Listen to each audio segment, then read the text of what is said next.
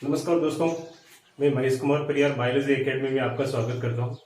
और हमने अभी इसी वीडियो से पहले जो आपने राजस्थान माध्यमिक शिक्षा बोर्ड की 12वीं कक्षा की चैप्टर नंबर 2 बायोलॉजी की बुक से जो टॉपिक पढ़े थे उसी को हम आगे बढ़ाएंगे। आगे का जो हमारा टॉपिक है आज का, गुरु बीजाणु जनन। गुरु बीजाणु जनन, मेगा स्पोरोजेनेसिस।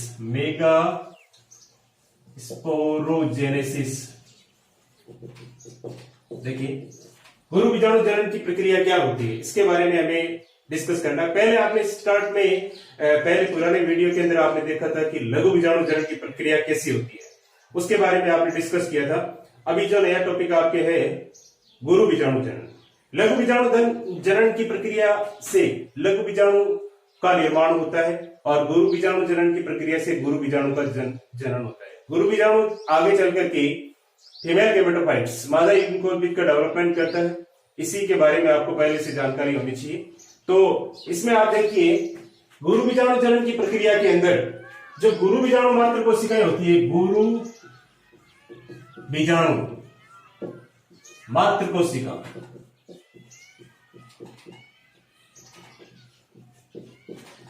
से गुरु बीजाणु का निर्माण,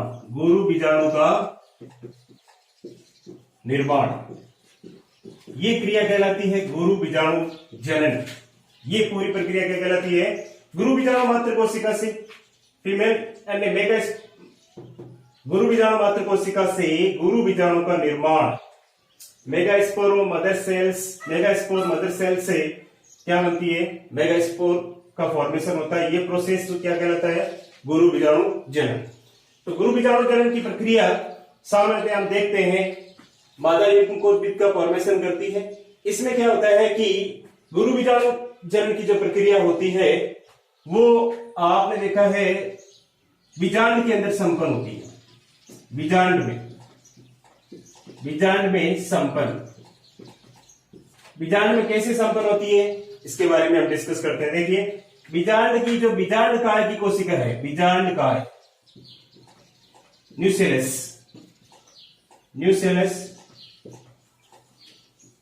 बीजांड काय की कोशिका की अधस्थ चर्म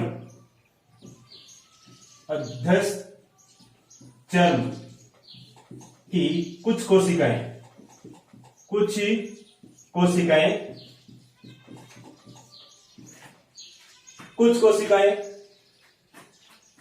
गुरु बीजाणु मात्र कोशिका की तरह व्यवहार करती है। गुरु बीजाणु मात्र कोशिका की तरह व्यवहार करती है।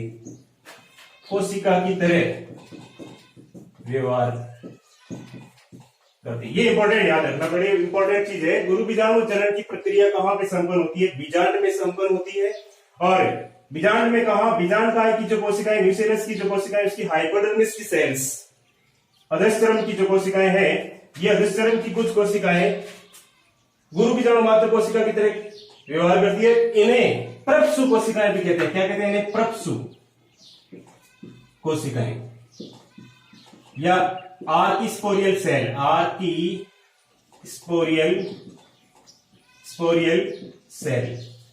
का फॉर्मेशन होता है। ये वेरी वेरी इंपॉर्टेंट। ये क्वेश्चन कई बार पूछा गया है।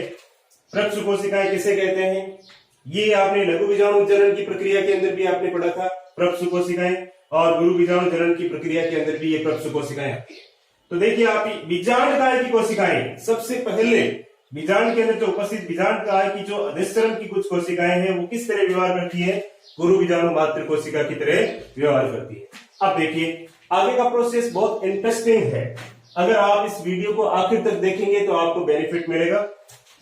देखिए, इसी प्रक्रिया के अंदर आप देख रहे हैं, ये जो आपके सामने गुरु बीजाणु मात्र कोशिकाएं हैं, ये गुरु बीजाणु मात्र कोशिकाएं या इन्हें प्रप्सु कोशिकाएं कहते हैं। इन प्रप्सु कोशिकाओं में समसूत्री विभाजन, प्रप्सु कोशिकाओं में प्रप्स कोशिकाओं में विभाजन होता है और विभाजन होकर के दो प्रकार की कोशिकाएं बनती है। दो प्रकार की कोशिकाएं बनती है। एक तो प्राथमिक वित्तीय कोशिका, दूसरी बनेगी, एक तो प्राथमिक वित्तीय कोशिका बनेगी, दूसरी प्राथमिक बीजाणु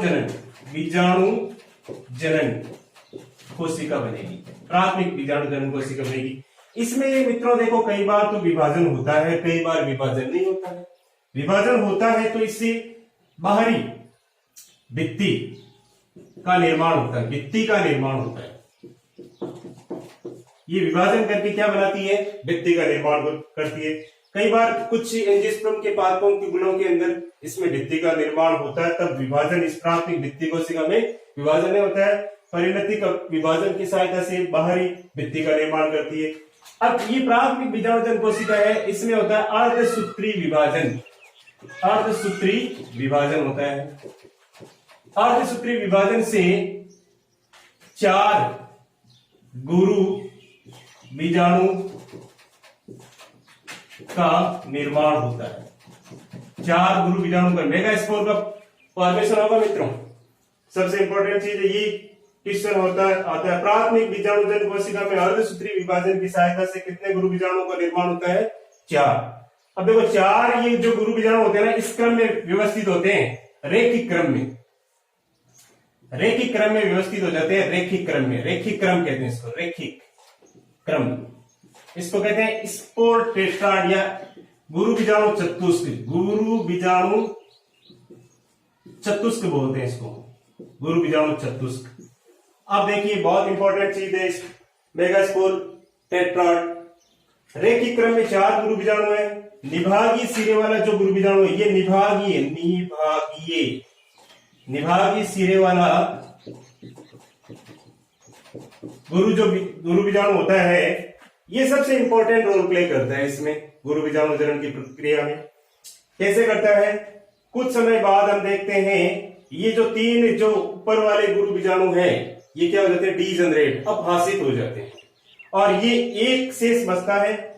या फिर हम ऐसा कर सकते हैं कि ये तीनों जो बचे हुए 3 जो गुरु बीजाणु हैं ये क्या करते हैं?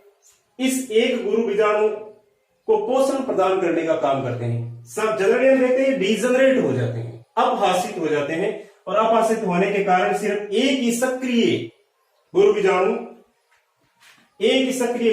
रहता है, जो आगे चल करके क्या बनाता है? ब्रोनकोश का परिवर्धन करता है, मादा युग्मकोद्भिद का परिवर्धन करता है। वेरी वेरी इंपॉर्टेंट क्वेश्चन है, तो आपको याद रखना है ये 4 जो गुरु बीजाणु है ये कैसे होते हैं? सभी अगुणित होते हैं। हमेशा आप याद रखना अर्धसूत्री विभाजन के बाद बनने वाली जो संतति हमेशा कैसी होती है? अगुणित होती है। लेकिन ये यहां भी 2n स्ट्रक्चर थी। प्राथमिक बीजाणुजन कोशिका कैसी थी? 2n स्ट्रक्चर थी और इसी से मियोसिस हुआ और मियोसिस के थ्रू क्या बने? 4 मेगास्पोर्स बने और ये कैसे थे? हैप्लॉइड, अगुणित थे। अब इससे क्या होगा? इस प्रकार का रेखिक चतुष्क बनेगा। गुरु बीजाणु रेखिक चतुष्क में 3 तो गुरु बीजाणु क्या हो जाएंगे? नष्ट और एक रहेगा निभागीय सिरे वाला, वो सक्रिय गुरु बीजाणु कहलाएगा। तो ये आपका जो इंपॉर्टेंट टॉपिक था, इसे पूरी प्रोसेस को हम क्या कहते हैं? गुरु बीजाणु जनन, या इसको कहते हैं मेगास्पोरोजेनेसिस। तो आप याद रखना इसको। अब अगला जो हमारा टॉपिक है, वेरी वेरी इंपॉर्टेंट टॉपिक है, उसको हम कहेंगे मादा युग्मकोद्भिद या ब्रोनकोश। देखिए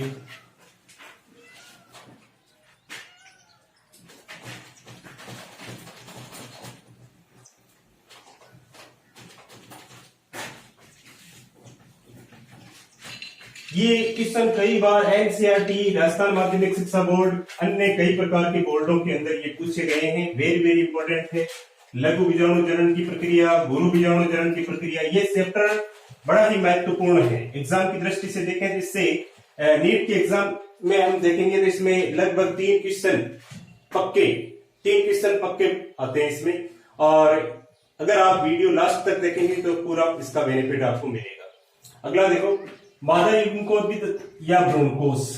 मादा युग्म कोदविद, या इसको कहते हैं भ्रूणकोश, मादा युग्म कोदविद या फिर भ्रूणकोश। देखिए मादा युग्म कोदविद या भ्रूणकोश, आप देखें सक्रिय जो अगुणित गुरु बीजाणु है, याद रखना वेरी वेरी इंपॉर्टेंट है, सक्रिय अगुणित गुरु बीजाणु, वेरी वेरी इंपॉर्टेंट लाइन है, ये हर बार क्वेश्चन में पूछा जाता है। सक्रिय अगुणित गुरु बीजाणु मादा युग्मकोद्भिद की प्रथम कोशिका है। ये line same to same exam के अंदर पूछी जाती है मित्रों, सेम टू सेम। बहुत सारे कंपटीशन एग्जाम के अंदर एनसीईआरटी, आरबीएससी से एमसीक्यू इसमें से बनता है। तो सक्रिय अगुणित गुरु बीजाणु, चार में से अभी मैंने स्पोर टेट्राड बनाया था, मेगा स्पोर टेट्राड, चार जो रैखिक क्रम में उपस्थित गुरु बीजाणु थे उनमें से 3 तो डीजेनरेट हो जाते हैं और एक सक्रिय रहता है, और एक सक्रिय रहता है, उसी से क्या डेवलपमेंट होता है, मादा युग्म कोदविद, मादा युग्म कोदविद का निर्माण होता है। और वेरी वेरी इंपॉर्टेंट लाइन है। उसके बाद में आप देखिए ये जो मादा युग्म कोदविद की जो प्रथम कोशिका है गुरु बीजाणु, ये आकार में वृद्धि करता है। क्या करता है? आकार में वृद्धि, और इसके अंदर कई रिक्तिकाएं निर्मित हो जाती है, रिक्तिकाएं, बहुत सारी इसमें रिक्तिकाएं निर्मित हो जाती है, आकार में वृद्धि करता है, और इसमें फिर 3 समसूत्री विभाजन, अगुणित गुरु बीजाणु के केंद्रक में 3 समसूत्री विभाजन होते हैं, 3 समसूत्री विभाजन होते हैं, तो इसमें 8 केंद्रक निर्मित होते हैं। देखिए आप, ये जैसे अगुणित गुरु बीजाणु का केंद्रक था, इसमें विभाजन हुआ, प्रथम समसूत्री विभाजन, इससे 2 कोशिकाएं बन गई, 2 केंद्रक वाली कोशिकाएं बन गई, और इससे फिर दूसरा समसूत्री विभाजन हुआ तो कितने बन गए? 4। दूसरा समसूत्री, ये फर्स्ट माइटोसिस है, समसूत्री विभाजन, दूसरा सेकेंड समसूत्री विभाजन, और तीसरा इसमें होगा फिर देखिए 8 कोशिकाएं, 8 केंद्रक बनेंगी। ये देखो 8 केंद्रक निर्मित हो जाएंगी। वेरी वेरी इंपॉर्टेंट है मित्रों, आप दोबारा एक बार सुन लीजिए, ये बहुत इंपॉर्टेंट क्वेश्चन बनते हैं। इसमें से ही मादा युग्म कोदविद से जुड़ा हुआ बहुत सारे क्वेश्चन बनते हैं। फर्स्ट इसमें क्वेश्चन ये बनता है कि सक्रिय अगुणित गुरु बीजाणु मादा युग्म कोदविद की प्रथम कोशिका, ये लाइन सेम टू सेम आपको याद रखनी है। फिर ये प्रथम जो गुरु बीजाणु मात्र कोशिका है, ये गुरु बीजाणु है, ये आकार में वृद्धि करता है, इसमें कई रिक्तिकाएं निर्मित होती है, और कुछ समय उपरांत इसमें 3 समसूत्री विभाजन होते हैं। 3 समसूत्री विभाजन, जैसे प्रथम समसूत्री विभाजन से 1 केंद्रक से 2 केंद्रक बने, और फिर दूसरे समसूत्री विभाजन से 2 से फिर 4 बने, और तीसरे समसूत्री विभाजन से, ये थर्ड समसूत्री विभाजन है, तो इससे बन गए 8। तो ये 8 केंद्रक इस प्रकार से व्यवस्थित हो जाते हैं। देखो ये भ्रूणकोश है, इसमें देखो 4 केंद्रक इधर चले जाते हैं, और 4 केंद्रक दोनों ध्रुवों के ऊपर, इसमें देखो भ्रूणकोश के अंदर 2 ध्रुव बन जाते हैं, ऊपर वाला ध्रुव और नीचे वाला ध्रुव। देखो नीचे वाले ध्रुव पे 4 केंद्रक इकट्ठे हो जाते हैं, ऊपर वाले ध्रुव पे 4 केंद्रक इकट्ठे हो जाते हैं। कुछ समय बाद इसमें परिवर्तन आता है, और एक एक केंद्रक ध्रुवों से, एक केंद्रक ही ध्रुवों से आ जाता है बीच में, आकर के 2 केंद्रक वाली स्ट्रक्चर बनाता है, जिसे द्वितीयक केंद्रक कहते हैं, द्वितीयक केंद्रक या ध्रुवीय केंद्रक। ध्रुवों से आया हुआ है, ध्रुवों के केंद्रकों से मिलने से बना है, इसे द्वितीयक केंद्रक, ये होता है डिप्लॉयड 2n, क्योंकि 2 केंद्रकों के, 2 अगुणित केंद्रकों के आपस में मिलने से द्वितीयक केंद्रक का निर्माण होता है। अब आगे की स्थिति में आप देखिए, आगे की जो भ्रूणकोश की स्ट्रक्चर बनेगी ना, इसमें आप देखिए ये देखिए इस टाइप की कोशिका बनेगी, उसमें 3 तो ऊपर की साइड में केंद्रक होंगे, 3 होंगे नीचे की साइड में। इसे अंड समुच्चय केंद्रक कहते हैं। इन केंद्रकों को क्या कहते हैं?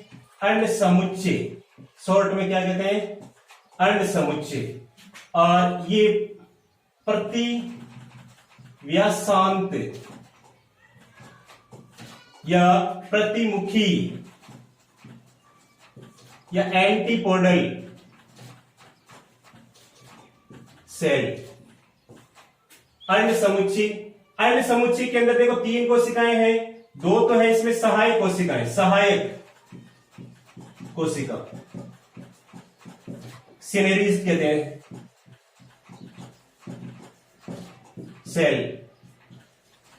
और ये बीच में जो द्विगुणित केंद्रक है, ये है द्वितीयक केंद्रक, डिप्लॉयड है ये द्वितीयक केंद्रक, सेकेंडरी न्यूक्लियस, सेकेंडरी न्यूक्लियस। और ये जो तीनों कोशिकाएं हैं प्रतिव्यासांत, तीनों कोशिकाएं क्या कहलाती है? प्रतिव्यासांत कोशिकाएं हैं, एंटीपोडल सेल है। और नीचे की साइड में एक एपरेटस अंड समुच्चय, जिसमें 2 तो सहायक कोशिका और बीच में एक होती है एग सेल, अंड कोशिका। इसे हम क्या कहते हैं? अंड कोशिका कहते हैं मित्रों। बहुत बहुत इंपॉर्टेंट चीज है। इस प्रकार भ्रूणकोश ये बन जाता है भ्रूणकोश, इसे कहते हैं मादा युग्मकोद्भिद। इसमें 7 तो कोशिकाएं हैं, देखिए गिन लीजिए आप, 3 ऊपर की साइड में, 3 नीचे की साइड में, 6 और एक बीच में, 7 तो कोशिकाएं, लेकिन केंद्रक इसमें कितने हैं? 8। इस प्रकार ये जो स्ट्रक्चर बनती है, इस स्ट्रक्चर में आप देखिए 7 कोशिकीय और 8 केंद्रक वाली संरचना है। बहुत इंपॉर्टेंट है ये लाइन, कई बार एग्जाम के अंदर, कंपटीशन एग्जाम के अंदर के विशेष पूछी जाती है। देखो 7 कोशिकीय व 8 केंद्रक वाली जो संरचना है, इसको कहते हैं भ्रूणकोश। क्या कहते हैं इसको? वेरी वेरी इंपॉर्टेंट है, एम्ब्रियो सेक, एम्ब्रियो सेक बोलते हैं मित्रों। ये बहुत बहुत इंपॉर्टेंट है, वेरी वेरी इंपॉर्टेंट है। इसमें से क्वेश्चन आता है बहुत ज्यादा है। नीचे की साइड में आप दोबारा एक बार देखें, एम्ब्रियो सेक के अंदर या भ्रूणकोश की स्ट्रक्चर देखें तो इस प्रकार का आप देखें, इसमें नीचे की साइड में 3 केंद्रक उपस्थित हैं, ऊपर वाले 3 केंद्रक हैं। इनकी जैसे इसमें 7 केंद्रक बन जाएंगे, 2 ध्रुवीय केंद्रक बीच में आ जाएंगे, मध्य में आ जाते हैं, तो इसके चारों तरफ सभी केंद्रकों के मध्य क्या बन जाती है? भित्तियां। केंद्रकों के चारों तरफ भी क्या बन जाती है? भित्तियां। और ये कोशिकाओं का निर्माण कर लेता है। तो ये स्ट्रक्चर कैसी हो जाती है? कोशिकीय हो जाती है, सेलुलर हो जाती है। और सेलुलर होने के बाद में ये 7 कोशिकीय और 8 केंद्रक वाली संरचना बनती है, ये भ्रूणकोश कहलाती है। क्या कहलाती है? भ्रूणकोश। इस प्रकार का जो भ्रूणकोश है, इसको एक बीजाणु पोलीगोनम प्रकार का भ्रूणकोश कहते हैं। टाइप्स पूछा जाता है आपको, एक बीजाणु पोलीगोनम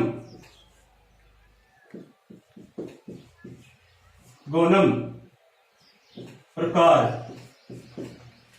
का भ्रूणकोश है। ये वेरी वेरी इंपॉर्टेंट है। ये हर बार क्वेश्चन पूछा गया है, एमसीक्यू तो इससे इतने बनते हैं। इसमें ये जो केंद्र द्वितीय केंद्र के डिप्लॉयड है, ये 2n है। और ये बाकी तीनों 6 जो बचे हैं वो सारे कैसे हैं? हैप्लॉयड है। ये भी हैप्लॉयड है, ये भी हैप्लॉयड है।